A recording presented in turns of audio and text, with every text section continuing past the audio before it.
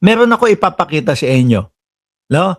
Ipagpaumanhin niyo po, mga kababayan, kung itong ipapakita ko sa inyo ay medyo mahirap pong intindihin. Sir Paulo, na green yung pangalan. Shout out sa iyo. Oh. Ako po lang. Po. Nakikita niyo po yan, si Congressman, mga kababayan? Nakikita niyo po yan? Nakikita niyo po, Pluto? Oh. Ito po si Mosnyak, mga mosing. Isa po, doon na B1 bedroom. Ngay, ano niya yung B1 bedroom? Sandali. Kapag kaya si Mosnyak nakingin ako, biglang yung parang nagagaya ako sa kanya, mga bossing. Anyway, sige. Ayusin ho natin, mga kababayan. Ha? Si Founder, tawa ng tawa, Ang dami hong manliligaw niyan, si Chaicher. Madami. Naku, binabalik-balikan ho dito. Pambato ho namin yan dito. Anyway, Mosnyak ho, mga kababayan. Tingnan yan. Preliminary, sabi, Mosnyak! Dali nga. Pinipigilan ko yung sarili ko Kaso, sabi, Boss Jack, PI mo ba ngayon? Ay, ano PI? Preliminary investigation, mga kababayan, no? Pumunta sa DOJ si Boss Jack. Kaso mga boss chief mo, sir, hindi pa ho natatapos ito. Nung isang araw lang, may pinake news na naman. Yung kay Martin Romualdez, na kesyo daw po walang pumunta doon sa pagtitipon, sa patawag o doon sa pa-meeting ni Martin Romualdez. Anak na putik naman na yan, oo. Ito papakita ko mga bossing. Bago tayo rumekta diyan kay Boss Jack. Pero parte pa din ho ito, mga kababayan, ng ng topic natin kay Mosnyak mga mosing.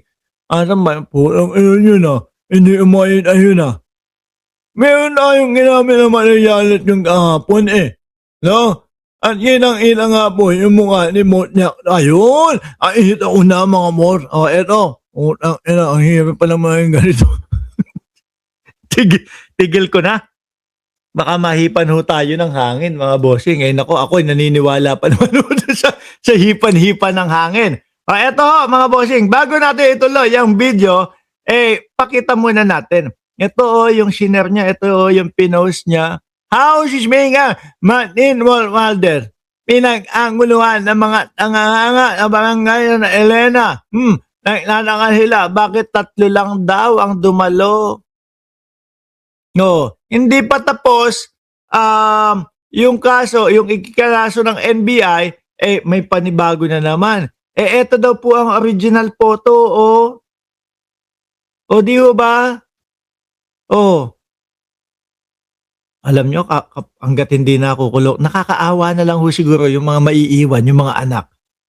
Kung merong mga anak, yung mga chikiting, nakakaawa na lang ho mga bossing Kasi ang libelo, ang libel, nako mga kababayan, kriminal na kaso sa Pilipinas yan. Hindi buya ang gaya mga bossing sa Estados Unidos na kapag ka sinampahan ka ng libel, pwede lang na mangyari sa iyo, magbayad ka ng danyos. Diyan po sa Pilipinas, may kulong ho. Eto na. Ako po lang. Hi, sir. Hi, sir. Ano gagawin ni sir ngayon? PI nyo ngayon, sir? Ano yun? Yeah, PI nyo ngayon, sir. Ano yun? Preliminary investigation. Tama ka? Ma'am, PI ba ngayon? Ay sir, mag-file kayo counter sir ngayon. Sabi ni Alonly TV, ikulong na yan si Ngongo. Ako na, sabi ko nga sa inyo mga kababayan, no? Ayokong makakakita ng isang padre de pamilya. Ayokong makakakita ng isang ina na makukulong at mawawalay po sa kanilang mga anak. Kaya lang mga kababayan. Alam naman nila na ganyan ang batas. Alam naman nila na may kulong yung mga pagpe-fake news at paninirampuri. Pero tinutuloy at ginagawa pa din ho nila, mga bossing. No? Sabi ni Chi, Ako kasi, bakit? Although alam naman natin na ito palabanat o pala akong ano-anong mga katarantaduhan din ang mga pinagsasasabi nitong mga ito, no, nang walang katotohanan. Pero bilang ama, yun ang pinakaayokong mangyari sa akin. Yung mawalay sa mahal mo sa buhay. Yung pwede naman, maaari naman, kaya lang hindi pwede. Kasi nakakulong ka. No po, naawa ko doon sa mga anak na mauulila. No, although hindi naman ho patay. Pero syempre, mawawalay ho. Ako, para sa akin ho, mga kababayan, ang pinaka-importante, ang magandang nangyayari dito sa mundong ibabaw, sa buhay ko, yung minuminuto, oras-oras, kasama ko yung ano ko, mag-ina ko, yung mag-anak ko, yung anak ko. Ganun no. Kaya sa akin, sabi ko, naku, napaka-bless ko. Bakit naman? Kasi umabot ako sa punto na hindi kailangan na kada mga project, kada mga pag-attend doon sa school o sa klase ng anak ko, sa eskwelahan, ay napupuntahan ko. Napakalaking bagay ho. Kasi nakikita ko yung mga classmate ng anak ko, mga lawyer, mga accountant, matataas ho. Kaya lang, pagdating na doon sa merong mga school activities na kasama yung mga parents, sabi ko parang mas mayaman pa ako dito sa mga ito Bakit? No, hindi mayaman ho yung mga yon. Bakit? Kasi ako hawak ko oras ko Anytime na merong pagtitipon, family gathering, doon sa loob ng eskwelahan, napupuntahan ko. Para yung anak ko, nako, pag nakita nyo ho, mga kababayan, tuwan-tuwa, galak na galak kasi nandun kaming mag-asawa. Di po ba? Kasi nandoon kaming lahat. Nagagampanan namin yung mga dapat puntahan sa eskwelahan. Di po ba?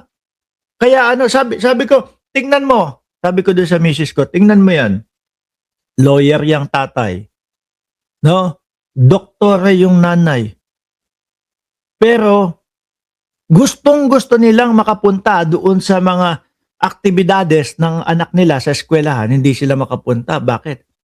Kasi may mga boss, merong kailangan trabahuhin, mapapagalitan, hindi pwedeng umabsent. Di po ba?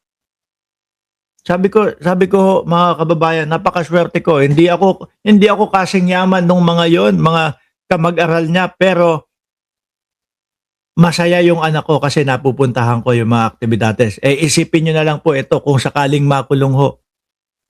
Di ba? Sana maliwanagan sila. Ako ho kasi mga bossing, kahit nasa kabilang panig ako, kahit hindi ko naman sila maituturing na kaaway no? Kahit na magkaiba yung pananaw namin, ayoko may nakukulong o nawawalay na ama, ina